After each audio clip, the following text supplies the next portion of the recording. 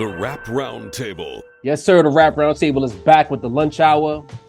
Off the rip, I know y'all see 3 boxes. The homie Dini couldn't be with us for this particular lunch hour. He's a little busy right now, schedules and whatever the case may be. So shout out to Dini. He'll be there on the next one. He'll definitely be there for the live on Monday, May 8th. Sure. And y'all know what's happening on May 8th. If y'all don't know by now, y'all living under a rock. At least it better still be happening. I mean, I wouldn't be surprised if it don't happen. You know what I mean? It's not on us. It ain't on us. Shit. Notice he got real quiet about that. I guess I got to go shake the table tomorrow or some shit. You know what I mean? But anyway, it's your boy Job here, alongside Sincere the Rap Snob, steady sipping. What up? And the homie, You know how I do. It's been a long day. Bevy. Yes, sir. In the building, and we got a couple of things to talk about. We won't keep you too long. This won't be your usual hour-long lunch hour. You know what I mean? Because yet again, niggas don't want to put out music. Niggas ain't in no beefs. They ain't giving us shit to talk about. And some of y'all want us to talk about Nas every episode. We're not doing that. Go to the other channels if you want Nas all the time. We're gonna talk about other things here at the Rap Roundtable. But first and foremost, just say the Rap Snob brought something to our attention that has been causing a bit of a stir on the internet and in the music business to a certain degree. And this new wave of sampling. Sampling is a big part of hip hop culture. We all know that. But there's different eras of sampling. And I'd say, for better or worse, we're in a current era of sampling that has everybody talking. So consider Rap Snob. Can you break down what's going on and why people are speaking about this particular sound? Yeah, man. It caught my attention from a couple of new songs / leaks, right? Coi Leray got a new song coming out using a very prominent sample. I don't want to sample snitch, you know what I mean? But using a very prominent sample that people will recognize, you know what I mean? And then I seen Lola Brooke also got a new song coming out, Just Relax, also using a very prominent sample that everybody is recognizing, right? And so there's a lot of people on Twitter that they keep using the term sample hell. That we are currently in sample hell. Like there's too much sampling, there's oversampling, and people are upset about it, right? And I have a few thoughts about this, right? For one, if you're of a younger generation, right, and you weren't around for the golden era, right? The real golden era. Let's keep it a buck. The real golden era, our era, right? You may not be privy to all the sampling and the sample flipping that went on at the time, right? And you know, the culture was built off of breaks and samples, you know what I mean? But then at some point, once the trap and 808 sound started taking over a little bit more, like, you know, it's the culture started moving away from sampling. So it might be new to some of these younger heads that are on the internet, that are on Twitter, that are complaining about being in sample, right? But if you were around for our golden era, I'm gonna say this, right? You have no standing whatsoever to be complaining about people sampling well-known samples, well-known songs, right? Because that shit happened all throughout our era, right? I might go as far as saying, like, whatever sample hell people are experiencing now, it ain't nowhere near close to that era. Y'all remember that era where everybody was sampling TV show theme songs? Like, bro, that shit, like, I just want to forget about that portion of the era altogether. You know what I mean? So there's a lot of like nuances to this. You know what I mean? And for one, I think sampling is dope. I love sampling. It's an art form, right? I don't think anybody in hip hop should be complaining about sampling as a whole, right? You know what I mean? Now, if you're complaining about the songs that are being sampled because you recognize them, that just goes with our age. You know what I mean? Like, if you're somebody of our age and you're like, oh man, like they're sampling this song that I clearly remember from like 1993. Bro, 1993 was 30 years ago. You know what I mean? It's new. It's not something recognizable to a whole new younger generation. Is recognizable to us the same way that when we sampled soul samples from the 70s, it was recognizable to our older heads, our parents, our, you know, our uncles, aunties, and whatever. You You know I didn't expect this from you tonight. So, I'm not gonna lie. The rap style, nah, you know what I mean? There's nuance, right? Like I can't just be like biased against, whatever. It has never stopped you before. Listen. If y'all really pay attention, I'm the most unbiased guy at the table, hands down. Yo. I think I said that on episode 70. I feel like we all feel that about ourselves, to be honest. I honestly tell it like it is, and if y'all don't like it, then that's on y'all. Yo, but I do have one more thought. I do want to say this: if you're just flipping samples and then just throwing the most basic 808 drum kit or trap drum kit over it, that's where I kind of draw a line. You know what I mean? Because it's not so much what you're sampling, but how you're finessing it and how you're flipping it. But if you're just taking like a prominent sample and then just being mad lazy, throwing like the same drum kit that you threw on the last beat and the beat before that and the beat before that, that's mad lazy to me. At the very least, and from what I remember in our era, like we took time to really like match up the sounds. You know what I mean? Like if you have a sample that has a certain context, you try to match up the drum. A certain character, right? You try to find drums that match up with the character of the sample. But just throwing any old, trap kits on the samples, like that's mad lazy to me. And that's where I think the shit sounds whack, because you're not even trying to take time to really, have the sounds match up with each other. You know what I mean? That's my take on it. But Mace, you got some thoughts? I guess get off your lawn too, huh? You know what I mean? It's a bad samplers, get off Sin's lawn ASAP. Nah, I feel like this is like a repeat of a generational type of thing to a degree, right? So like when I think about it, I'm like, circa the 90s, you know what I mean? And Sin, you delved into it when Puffy was deep into his bag and Dre was deep into his bag. That was our uncles, that was our dads, you know what I mean? That was some of our moms. Like, you know what I mean? What are these rappers doing, ruining my classic, you know what I mean, 70s disco songs? So it's like I feel like every generation is gonna like kind of criticize, especially when you're talking about reliving the classics. Now, as a person, I'll say this: I feel like they have it like in Sin, they have like a classic sample style, right? And that's why I feel like more underground rappers might tap in. They have the drill sample style, which I probably would people would like say basically is like the most simple kind of sample style, you know what I mean? Just throw the sample in that same drill loop behind it. And then what you delved into earlier, Coil Ray and Lola Brooke. Lola Brooke.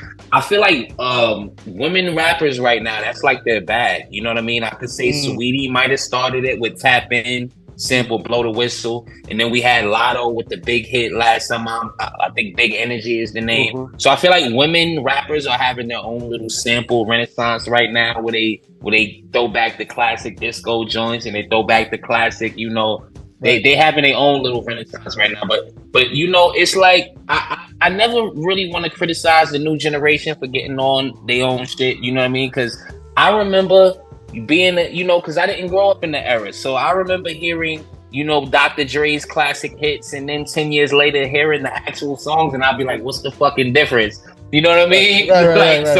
It's a lot, same with Puffy in the Shiny Suit era. So it's like, I feel like, us, we're rap aficionados. We come from a certain era. We have a certain taste. So we can look at it and be like, what is this bullshit? But a lot of people used to look at us and say, what is that bullshit? You know what I mean? So I don't criticize too much. I let them enjoy the shit that they got going on. You know what I mean? They'll have their time where they're able to be the OGs and criticize the next generation. So, I don't get too offended at it. I will say for my certain taste, it may be a little simplistic, you know what I'm saying? Especially when you look at shit it took them 20 years to figure out what Havoc was sampling. You know what I mean? I don't think it's gonna be that difficult nowadays. But you know what I mean? Let the youngins do what they do.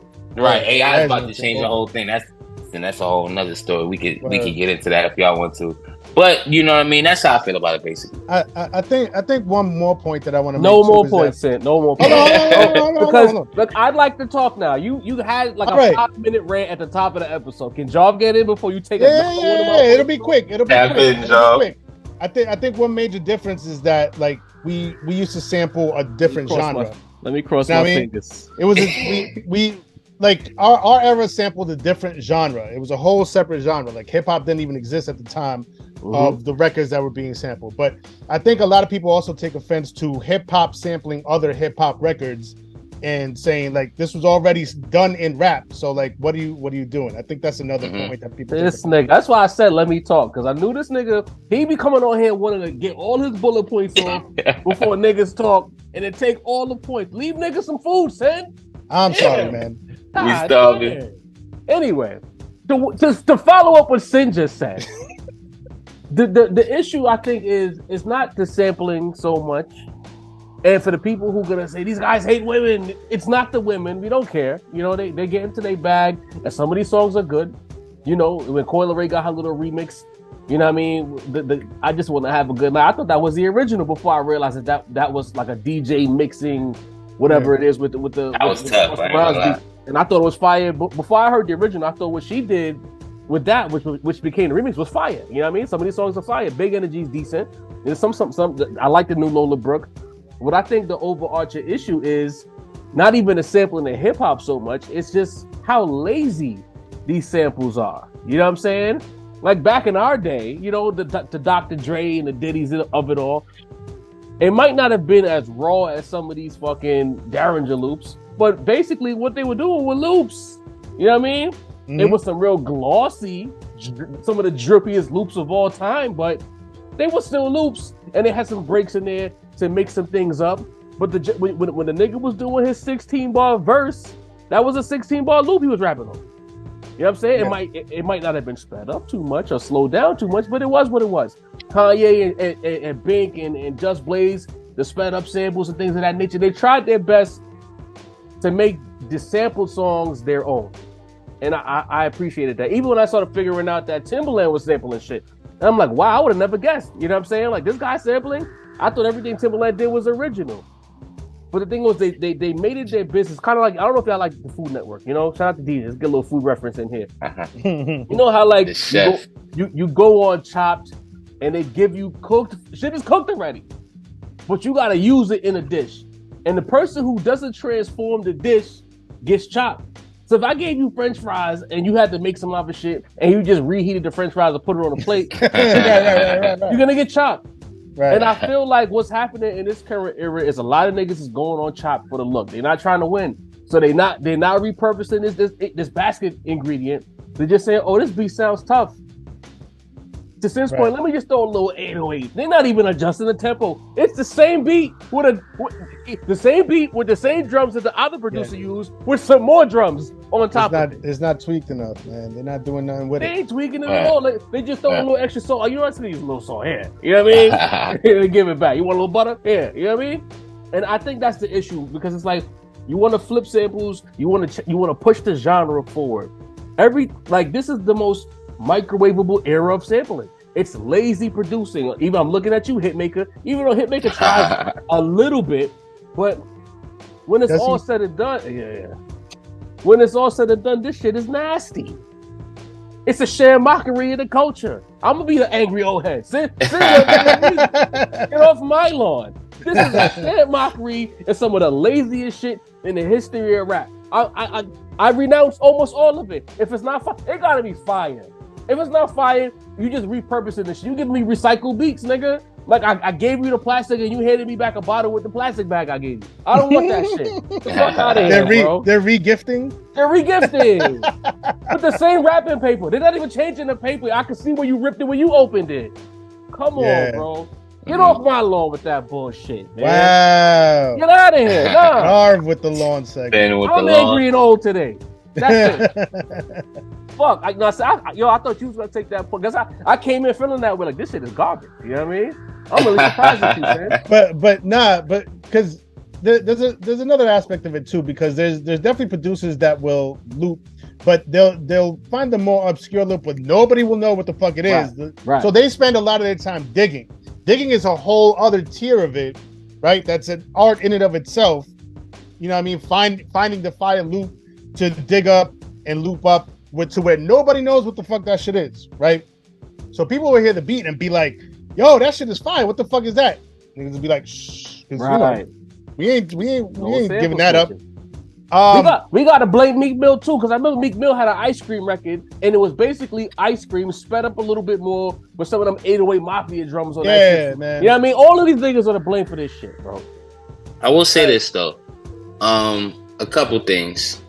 I'll say this, when it comes to hip hop sampling, I gotta give him a little leeway because hip hop is 50 at this point. G-Funk, disco, the shit that was getting sampled popularly and back in the day, they was only a couple years old. You feel what I'm saying? Yeah. Hip hop. So when you say he sampled ice cream is 30 years old. You know what I'm saying? So it's like, but it was done. But we did it already. You know what I mean?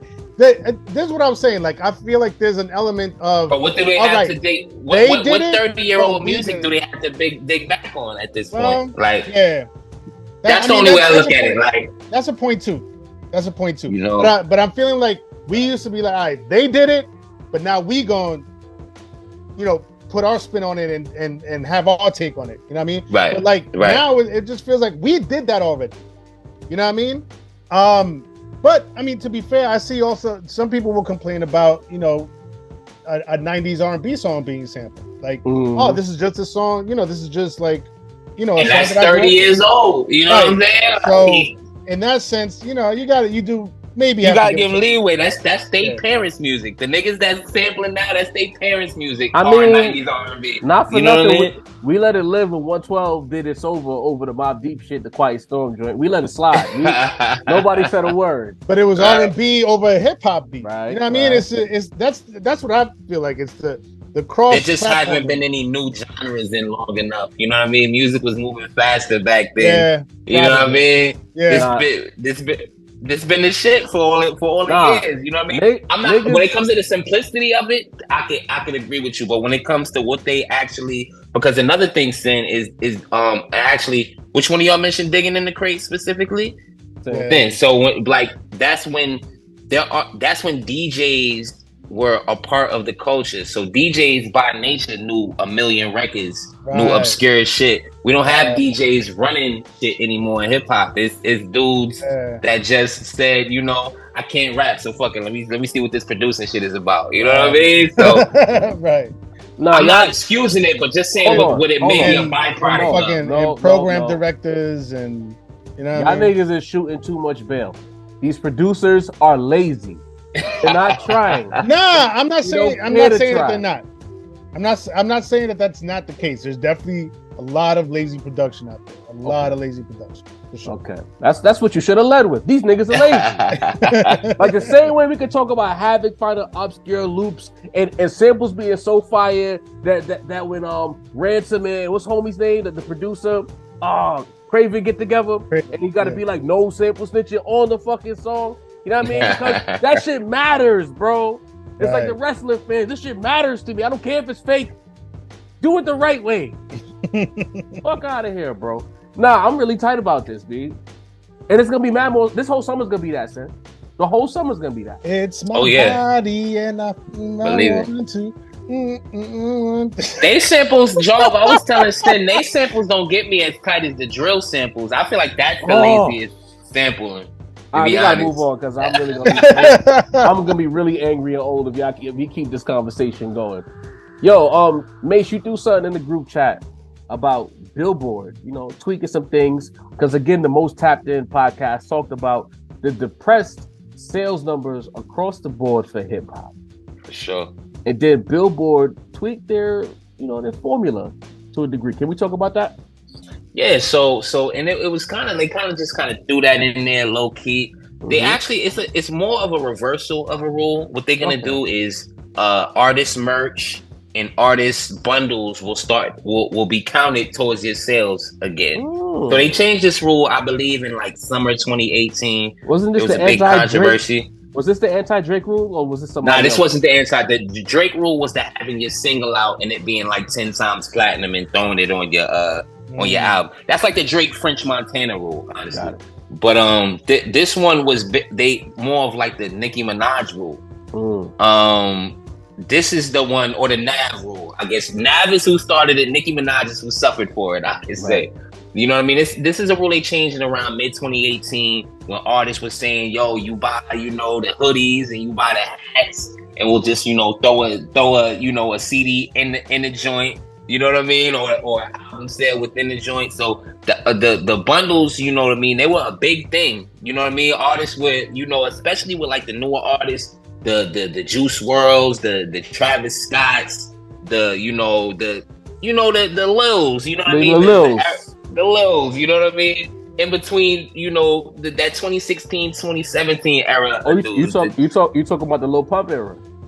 Pump era. They were the ones who kind of dragged it to the end of eternity. So what Billboard is doing, they basically beginning June 30th, artist merch and artist bundles packs will count towards sales moving forward. So expect a lot of the depressed numbers, the super low numbers that's going on right now, especially in hip hop, because hip hop artists get fans to buy a lot of merch. Expect the numbers to be a little bit of reversal. I feel like the industry needs a little bit of a steroid injection, and that's why they're doing this. You know what I mean? So let me get this straight. So, is there an actual piece of music that's going along with that merch bundle, or it's just the merch? Right. So what they do is they'll sell their merch and they'll say in the fine print, with and included album, you know what I mean, album stream. So it's like not streaming, but it would be like if you bought it from iTunes, I guess I could say, you know what I mean? So you buy the merch and included with the merch is the artist album. So you know what I mean? They counted it sale like that. So you like, yo, we got 50,000 limited release hoodies that we releasing along with the album. They're gonna sell out. You know what I mean? This might help out the West Side Guns of the world. And we know how crazy Griselda go with the merch. You know what I mean? Like, but the actual numbers of statistical breakdown. Let's say I already copped the album. I go to a show. Now, does the show also equate to anything, or? Well, it depends on the bundle itself. You know what I mean? Because some artists, I'm glad you mentioned this. Some artists do albums or ticket sales is part of their bundle as well. So it all depends on exactly what they decide is going to be part of the bundle. It might be a pair of shoes. It might be, you know what I mean? It might be the tour. You know what I mean? It could be all type of shit. So I go to a show, I cop a hoodie. That's another sale on the album? Well, nah. I think the music has to be attached to the merch. Exactly. Okay. And once, and it's really like that first week sale kind of push. You know what I mean? So if you buying merch after the album's been out a bunch of long time, it's not really a thing. But it's really like that lead. That's how they juice those first week numbers. That's how you got those Travis Scott 300,000s and those. You know what I mean? That's how they was. So they wasn't really that lit. It was the merch this whole time. It was the merch, bro. It was the merch. So much so that they decided to change the rule on niggas. So as a consumer, I say to myself, all right, I could either just buy the album by itself or buy the bundle, get the album anyway, and get all this extra stuff. Or you could just be a collector and want to sell it on eBay and say, I'm gonna buy this Travis Scott hoodie and not even listen to the album. And be a whole vulture. And not even like the dude, you know what I'm saying? Like, you know what? We're gonna call 20-second time out here because vulture talk, right? And we saying that's filthy. I wanted to stop the tape right here because you know what? The liars that watch the show be like, we're not objective and we're not fair and we're say that Avengers, right? Mm-hmm. But the motherfucker to blame for this whole bundle shit is Jay-Z. It's his fault. On his job. The local celebrity rapper started this. If I'm not, I could be wrong, but I feel like that Samsung deal wasn't that like the first bundle? Magna Carta. Yeah. I remember that. That wasn't the first bundle. Am I bugging? Was awful. Martin Carter with the Samsung joints. Yeah. If you remember, I benefited from that. I was Team Android back then. Yeah, at 12 because I had a Samsung phone. He was RIAA certified platinum before the album dropped because they expected to move 1 million of those phones attached to, or whatever the situation is with the music and those phones. And people were really upset about that. And I can admit that the local celebrity rapper, he kind of cheated with that because you didn't, you know what I mean? He cheated. When capitalism runs rampant, unchecked, you know what I mean? And then the whole industry ran behind it so crazy that Billboard had to call a foul and take it out the game. Yeah. I gotta say you 100% right on that one, bro. Because the last time he did it with 444. Remember, that's about summer 2017. Mm-hmm. By summer 2018, this rule was changed.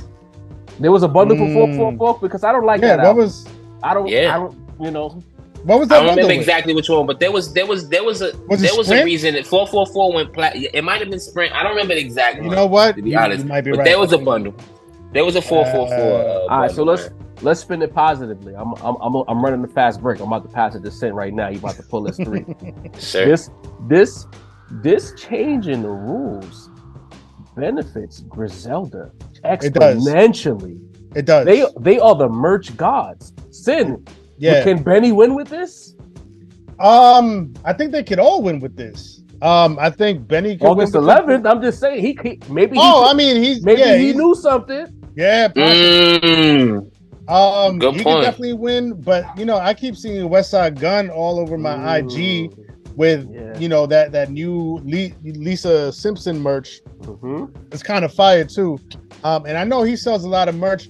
We was at the SOB show. Deanie and I pulled up, and I think they sold out of all of their hoodies. I think Deanie was trying to cop one, and by the time he got there, the shit was sold out.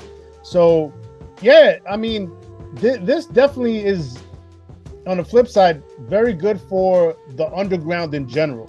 You know what I mean? Especially the underground that have a lot of like loyal followers. They may not have a huge, you know, followers of casuals that want to hear top 40 shit, but their fans are loyal. Like they will follow them, you know, heavy. So when, you know, if they drop merch, if Rome Streets drops merch, you know what I mean? Motherfuckers is gonna cop. That's gonna be, you know, extra units on whatever project he got out. It could definitely benefit that lane and that I'm team. excited because, you know, all of those people who've been riding with Griselda, and the thing is now, you might not have to pay as much because there's a sale attached to it. You depress the price just a little bit to make it attainable for people to cop. And now you might get like $90K first week behind that because niggas is going to buy that shit. A nigga like Rome Streets could do a number under Griselda's umbrella now. A big number. If they put everything into it, because Benny, like we said, Benny proved that when marketing and notoriety is poured into one of their projects, they could perform. So that's a great point. I say hip hop overall, Griselda's legendary for their merch. So I want y'all to know, we mentioning Griselda specifically, but hip hop, you know, Adele or Taylor Swift, they might be able to get that, you know, that tour bundle shit going. But hip hop, this is the genre where people want to dress like you. They want to talk like you. They want to use the shit you using. So hip hop in general, I think this is going to benefit hip hop a lot, at least on the surface level. You feel me? Yeah, and to add on to that, you know, hip hop has always, since its inception, been like fashion has been a very strong part of hip hop as a culture. You know what I mean? And so like incorporating that into the music and the units sold by the music, you know what I mean? I'm fucking with it. Finesse it, man. Why not? And I feel like, you know, on our New York bias shit, there's a lot of niggas in New York putting in a lot of work right now. This merch game is gonna really shine a light on a lot of guys putting in a lot of pain with strong movements that a lot of other regions don't realize how strong the movement is because they're not here. You add that little bundle situation in there, a lot of people gonna be making noise. A lot of people gonna get those headlines with first week numbers that are pretty bigger than you expected them to be. A guy like Fabulous could drop a tape now and do some shit because he lurked. A lot of guys maybe they knew something because the first half of the year been trash. Hey. If we just heard about this, that means a lot of the bigger acts are all waiting until the second half of the year. Third and fourth quarter about to be crazy because we haven't gotten any new music from any heavyweight. We've gotten nice niggas that drop, notable niggas that drop, but which heavyweight drop? Hey, Nas was the last, like I would say, heavyweight to drop. We haven't done an album reaction for the year yet. Why is that? Because ain't nobody dropping. That's crazy. And Nas, Job, you mentioned Nas. You said we wasn't going to talk about it, but I got to delve into it a little bit. Think about if that MSG show had a bundle merch on King's Disease 3. And that could have doubled the sales. Was so fire with the gold bars that would have went crazy. But it will be here come September for the Wu show, the Wu and Nas show, KD3 Deluxe Edition. Yeah, I'm copping all that. Fuck it. KD King's Disease collection, the best of all three. Throw in the bundle merch. You feel me? With Magic in there and a couple new songs. That's gonna go 100K first week. Come on. I hope Daylight got some merch too, yo. A benefit of having loyal fans, I'll say. Oh yeah. Last but not least, before we get up out of here, we keep our finger to the pulse of what's happening outside, and there's been a certain situation taking place in hip hop that's, I won't say it's divided the culture, but it's made a lot of people uncomfortable, and it involves Troy Ave and the situation that happened with Banger, rest in peace, and Taxstone. Banger lost his life at, what was it, the spot over there? Irving Plaza. I was about to say Astor Place. I'm tired. You know what I mean? But it's like Mysonne, who's like a person who seems to have something to say. Anytime there's some kind of like wrongdoing happening amongst us, Mysonne is a person to chime in. And because of that, it's turning into a social media warfare. When him and Troy Ave, Mano got involved with Troy Ave a bit, but then that kind of dissipated. It was something happened with a chain, and it started to look funny for both sides, and that kind of went away. Mace, I know you got your ears to the street, man. What you got? What's going on, and what you got to say about it? Listen, man, this has been kind of a big deal, low key. Maybe within the boroughs, you know what I mean? I have my New York bias, but you mentioned a bunch of different factors. Rest in peace, Banger. You know, this is an incident that happened in 2016, and it just came to a conclusion now. You know what I mean? Taxstone's been sentenced. We don't know how many years he's getting yet. Even Troy is going to get some years for the shooting in the club. But I want to get into the Mysonne factor that you mentioned. Now, Mysonne, listen, Bronx rapper, you know, and this is no cosign of Troy Ave at all, but I found it weird that every time, just like you say, every time something happens, Mysonne finds himself in the middle of it. You know what I mean? And it's like, I know Mysonne did a lot of great work during the 2020 riots and during a lot of jail reform shit and a lot of BLM shit during, you know, that 2020 summer, you know, when shit was real hot out there. You know, I know he put in his work with all them folks, but like, Mysonne, you gotta pick a side, bro. Like it's weird to me because I'm like, you mad at Troy Ave for snitching in your eyes, but at the same time, you here for reform and for the community. It's like, are you a street dude or are you a politician? You know, a politician. You know what I mean? So it's like, Mysonne, I feel like Troy Ave, we all gotta, you know, this is public shit, right? So we all gonna have an opinion on it. But it's like, Mysonne, like, you look weird to me, bro. Like, I'm like, are you still that street nigga? Are you mad at, you know what I mean? Shouldn't you be happy that a nigga who, you know, allegedly killed someone is locked up? Shouldn't you be happy about that, considering what you preaching, bro? So it's like, Mysonne, like, bro, just do something else. I'm offended at the Mysonne aspect of it all, Joe. But how you feeling though? Yeah. You know, I didn't expect to come in here to call Mysonne a gangster and a politician. You know what I'm saying? Like, maybe we just gave Mysonne his next album and we need PC on that. We need some points. Facts. You know what I mean? But from my point of view, I've never been mad at anything Mysonne had to say. I think there's no crime in having a little bit of duality in this world. You can't be one way. You can't be a gangster or a politician. He went to jail. I think Troy Ave made light of what he went to prison for, but the fact remains is Mysonne was outside. Mysonne remains outside, and I don't hear a lot of people throwing dirt on his name. So there's some status of validity attached to Mysonne's name. I'm not mad at him doing that because being that he's experienced prison, he knows what the inside looks like. For the people who do get in trouble, there needs to be some reform. Yo, I watched the first 48. Not for nothing, bro. I don't ever want to go to Tulsa. I know I just went off on a wild tangent, but in Tulsa, when you commit crimes, they throw like football numbers. Like I don't know if y'all watch that show, but it'd be like 50 years to life, 25 years to life, life with no hope of parole. And some of these crimes don't be worth these numbers. So I'm not mad at the idea of reforming it, because you think about what happened in the crack era, the kind of years those guys are getting, people who are still in jail right now behind the crack era. That shit needs to be, a lot of guys need to be free at this point. Because after X amount of years, what exactly are you teaching some of these people? So if Mysonne wants to be that guy, I'm not mad at it. If he wants to be a gangster and he wants to stand on principles, I'm also not mad at it, because based on we won't talk about it too crazy here because we're not a drama podcast like that. You want to get the gossip, you know where to go. Y'all know where to go, yeah. But based on the information that's public info on what happened surrounding that night at the club, he has every right to look at Troy Ave sideways, because Troy is capitalizing off of it. This has become a marketing ploy. It's not working so much, but he's like reverse 6ix9ine in that he did some street shit, he did some outside shit, and he's trying to make a bag off of it. And it's like, bro, go away. You going on podcast? You did media for a trial, bro. Like, he did a press tour for a trial. Go away, Troy. We don't want your music. And the thing is, you're too messy. A lot of street niggas in the rap game, we don't hear about them like this. Troy Ave is always just, there was some time he got shot in the head somewhere in Brooklyn. He had to drive himself to Brookdale or some shit like that. I think we talked about that on the pod in the early days, Sam, with Judas and all of that. And it's like, bro, you're messy, you're mixy, and to me, when you're those two things and you're a person of notoriety, there's no money attached to it. You're bad for business. If this was another affiliation that I won't say, they would get rid of a guy like Troy Ave because he's fucking the money up.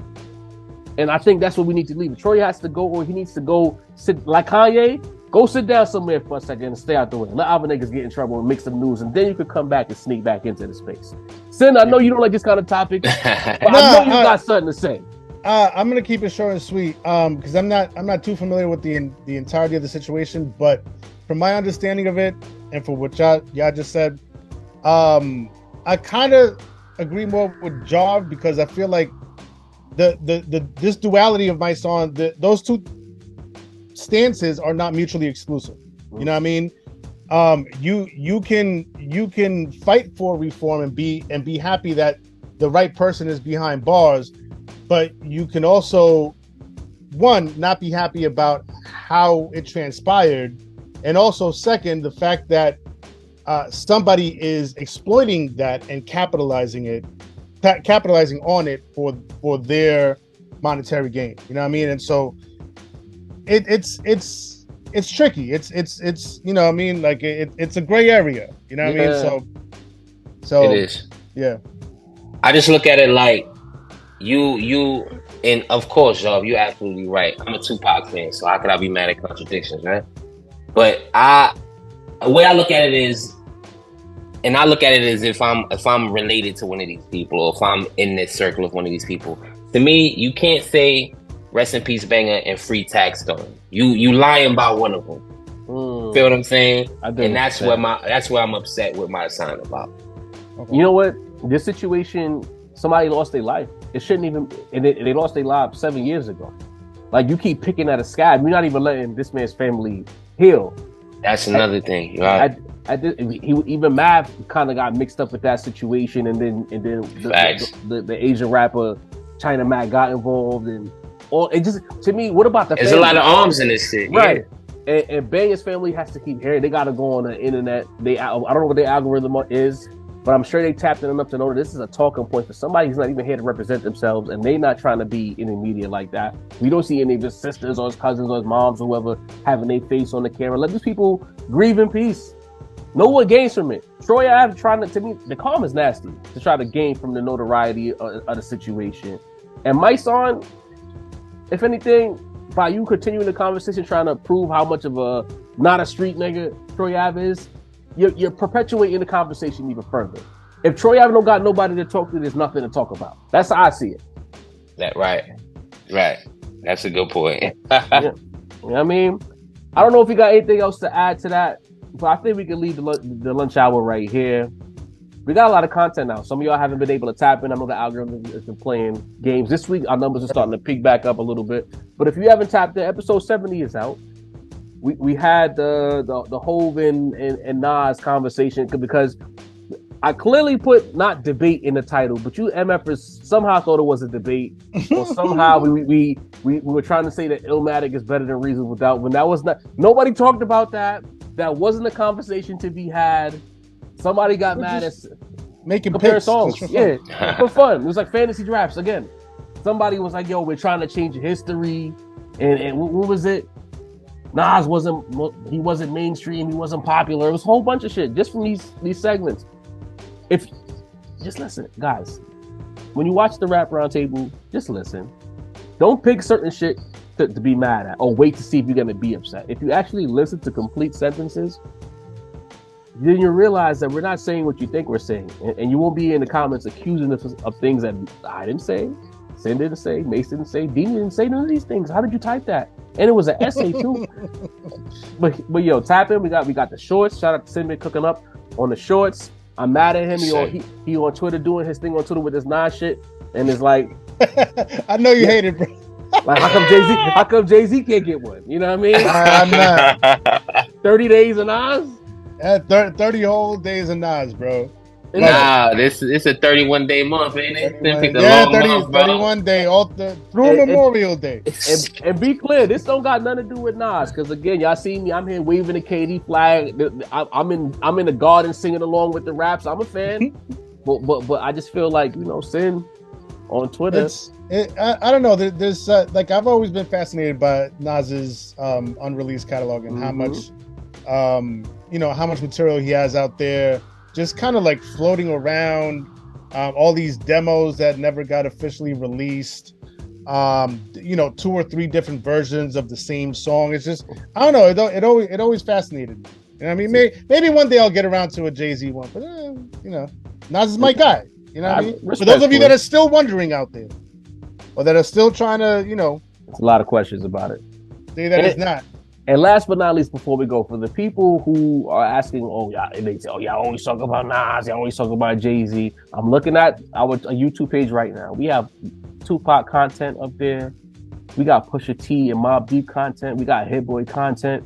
You know what I'm saying? We got B-Dot content, Ja Morant, Lil Wayne, a couple of topics about Wayne, De La Soul. We got things up there that y'all don't pull up to. But then y'all come in the comments and tell us that we always talk about Nas. Is it that we always talk about Nas and we always talk about Jay-Z? Or y'all only pull up when y'all see that we posted? You know what's funny? Ain't complain about it. Because I see a parallel here with, fans of certain artists that they feel don't get the proper respect, that the numbers aren't where they're supposed to be, and be like, this artist should be so much bigger than what he is. Mm-hmm. And then when they actually drop, where they at? Y'all should be supporting droves. There's a lot of artists like that. I ain't gonna lie. Bro, listen, shout out, like we're talking about artists that people support. They pull up, they want to hear people talk about them. And then there's a lot of artists that we think people support and we talk about them, and then their fans don't pull up. And then y'all get mad at us when we don't talk about them when you pulled up for the Nas and Jay-Z video. I don't understand. Crazy. The only fan base that actually pulled up in droves and it hurt us was homie from Dreamville. JID fans pulled up. Yeah, JID fans pulled up. And the one time we did, they broke the dislike button on us because we did bad. You know what I'm saying? But stop complaining about our content if you're not pulling up to watch the other videos where we make a concerted effort to give y'all variety. Sincere, take us home, bro. Yeah, I mean, you don't get to take us home often. True. All right, y'all. Like Job said, we got crazy content out there on the YouTubes. Go view it, run it up, put it on a loop if you have to. Hit the like button, hit the subscribe button if you haven't. If your homie hasn't subscribed, tell them to subscribe. If your mother hasn't subscribed, tell her to subscribe too. Tell everybody to subscribe. Run them numbers up. Get us to where we're supposed to be. We got the live coming up soon. Mm-hmm. You know what I mean? Epic. Yeah, that's gonna be crazy. For Jaw the Point Guard, Mesito, voice of the industry and the young people.